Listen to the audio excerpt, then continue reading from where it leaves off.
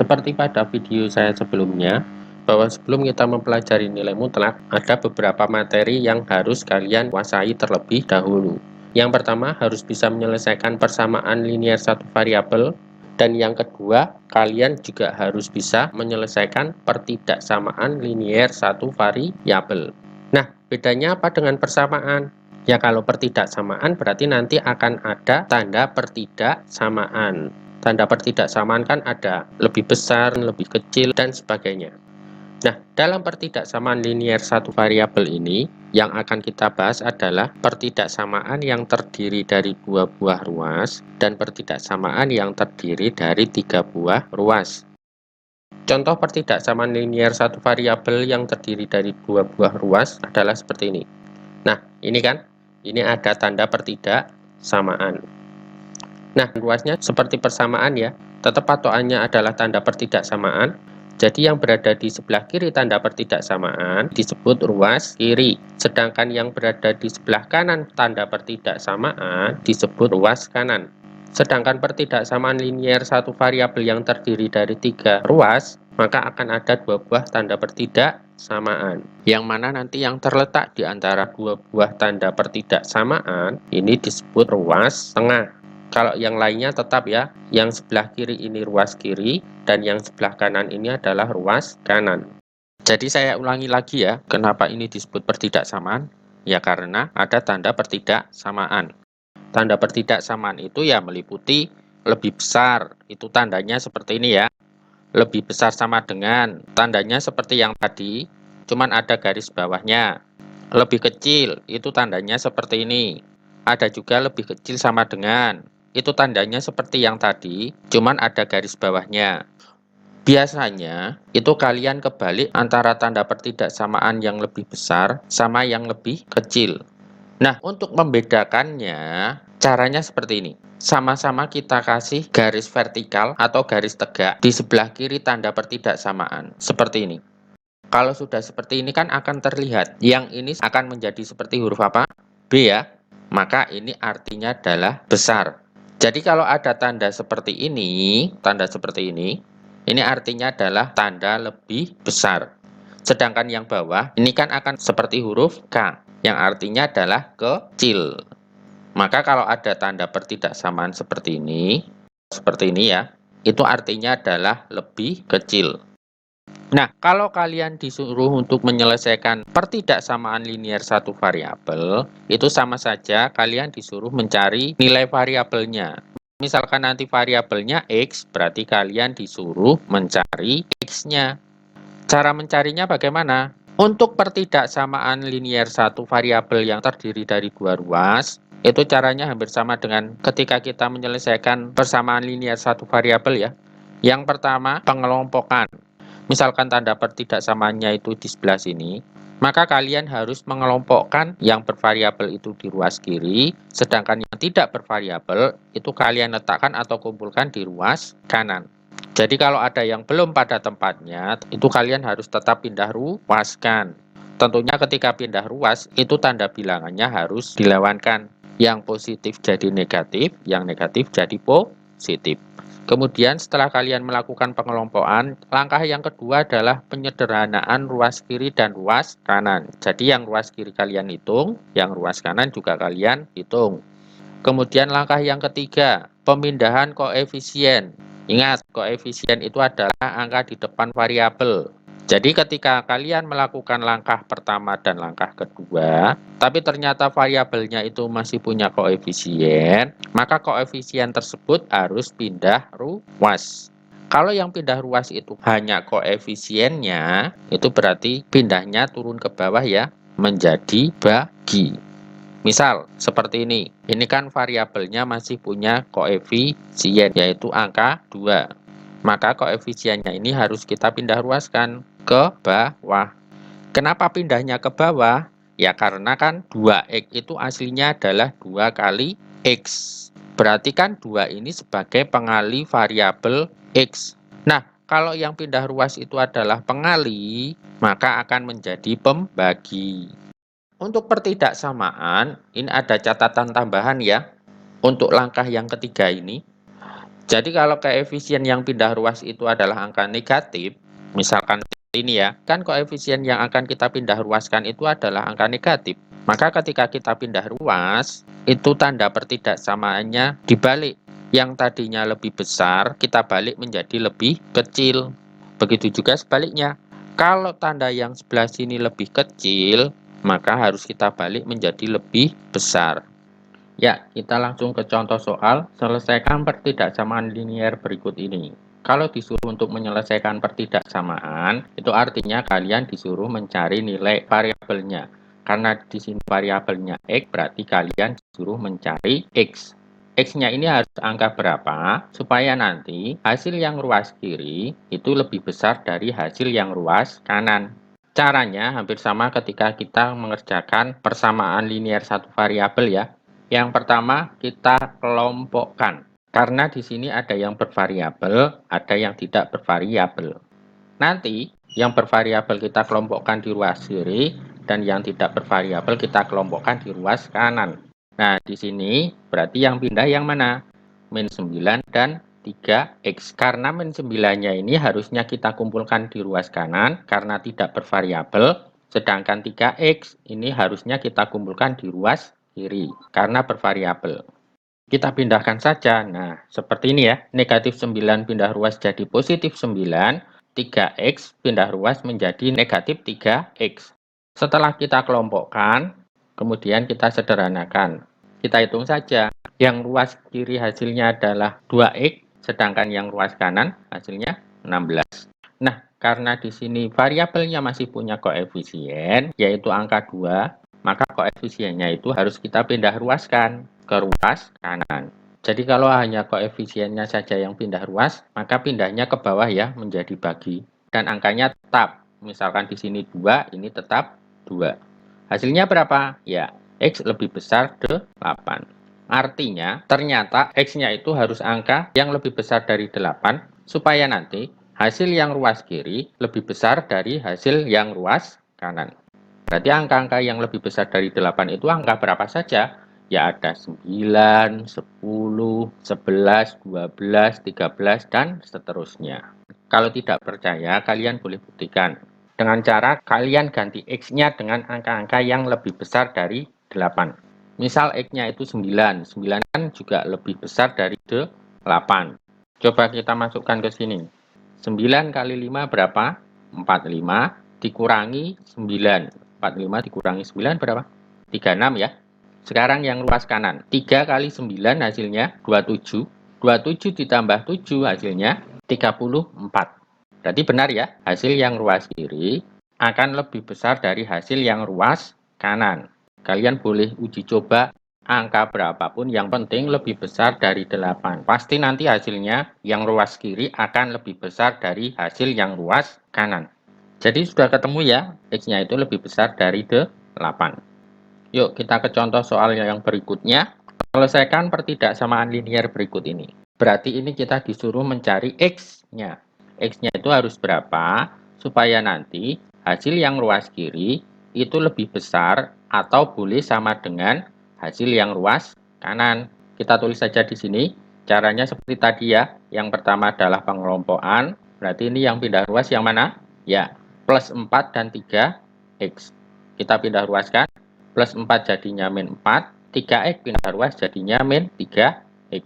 Kemudian kita hitung yang ruas kiri. Uang kita 2, hutangnya 3. Berarti akan sisa hutang 1. 9 dikurangi 4 berapa? 5. Nah, karena di sini variabelnya masih punya koefisien, maka koefisiennya harus kita pindah ruaskan. Karena yang pindah ruas itu cuma koefisiennya, maka pindahnya ke bawah menjadi bagi ya, dan angkanya tetap. Di sini karena yang pindah ruas itu adalah koefisien negatif, maka nanti tanda pertidaksamaannya kita balik. Yang tadinya lebih besar sama dengan, kita ubah jadi lebih kecil sama dengan. Kita hitung, positif dibagi negatif hasilnya negatif, 5 dibagi 1 hasilnya negatif 5. Jadi X-nya itu adalah angka-angka yang lebih kecil atau boleh sama dengan negatif 5. supaya nanti hasil yang ruas kiri itu lebih besar atau boleh sama dengan hasil yang ruas kanan. Kalau tidak percaya, kalian boleh buktikan dengan cara kalian ganti X-nya dengan angka-angka yang lebih kecil dari negatif 5 atau boleh sama dengan negatif 5. Lebih kecil sama dengan min 5 berapa saja? Min 5 juga boleh. Min 6 itu kan juga lebih kecil dari min 5. Min 7, min 8, min 9, dan seterusnya. Itu kan semua angka yang lebih kecil sama dengan min 5. Jadi sudah ketemu ya, X-nya itu lebih kecil atau sama dengan negatif 5. Dan sekarang kita akan bahas langkah-langkah menyelesaikan pertidaksamaan linier satu variabel yang terdiri dari 3 ruas ya. Kalau tadi kan 2 ruas. Caranya juga hampir sama dengan ketika kita menyelesaikan pertidaksamaan linier satu variabel yang terdiri dari 2 ruas ya. Cuman bedanya ketika nanti kalau ada bilangan yang pindah ruas dari ruas tengah, itu nanti pindahnya harus ke ruas kiri dan ke ruas kanan. Yang pertama adalah pengelompokan. Untuk yang terdiri dari 3 ruas, itu nanti pengelompokannya seperti ini. Misalkan ini tanda pertidaksamaannya. Nah, nanti yang ruas tengah itu khusus untuk yang bervariabel. Nanti yang tidak bervariabel, kita kelompokkan di ruas kiri dan ruas kanan. Misalkan seperti ini. Ini kan ada yang bervariabel, ada yang tidak bervariabel kan? Nah, yang ruas tengah kan harusnya khusus yang bervariabel. Berarti kan min 3 ini harus pindah ruas karena tidak bervariabel. Pindah ruasnya kemana? Karena ini dari ruas tengah, maka nanti pindahnya harus ke ruas kiri dan ke ruas kanan. Min 3-nya jadi plus 3. Nah, setelah kita kelompokkan yang bervariabel itu di ruas tengah dan yang tidak bervariabel itu di ruas kiri dan ruas kanan, maka langkah selanjutnya adalah menyederhanakan. Tinggal kita hitung, min 1 plus 3 hasilnya adalah 2, yang tengah tetap 2x, yang ruas kanan 1 plus 3 hasilnya adalah 4. Nah, nanti kalau ternyata variabelnya itu masih punya koefisien, maka koefisiennya harus pindah ruas. Contohnya seperti ini. Ini kan variabelnya masih punya koefisien, yaitu angka 2. Maka 2-nya ini harus kita pindah ruaskan. Pindah ruaskannya kemana? Ya karena ini berasal dari ruas tengah, maka harus dipindah ke ruas kiri dan ruas kanan. Dan karena ini yang pindah adalah koefisien, berarti pindahnya ke bawah ya, menjadi bagi. Kenapa menjadi bagi? Karena kan 2x itu aslinya adalah 2 kali x, yang artinya 2 itu sebagai pengali X. Kalau pengali ini kita pindah ruas, maka akan menjadi pembagi. Begitu juga sebaliknya. Kalau pembagi pindah ruas akan menjadi pengali. Angkanya tetap ya. Kalau misalkan di sini 2, berarti tetap di sini juga 2. Sedangkan kalau dalam operasi penjumlahan dan pengurangan, itu kalau penjumlah pindah ruas akan menjadi pengurang, sedangkan kalau pengurang pindah ruas akan menjadi penjumlah. Contohnya ini kan 3 sebagai pengurang, maka ketika pindah ruas akan menjadi penjumlah. Itu kenapa pada langkah pengelompokan, kalau ada yang pindah ruas, bilangan positif pindah ruas akan menjadi negatif, dan bilangan negatif pindah ruas akan menjadi positif. Yuk kembali kita bahas langkah yang ketiga. Untuk langkah yang ketiga ini, kalau yang pindah ruas itu adalah koefisien negatif, maka ketika pindah ruas, tanda pertidaksamanya kita balik. Yuk, kita langsung ke contoh soal. Selesaikan pertidaksamaan berikut ini. Ini artinya kita disuruh mencari X-nya ya.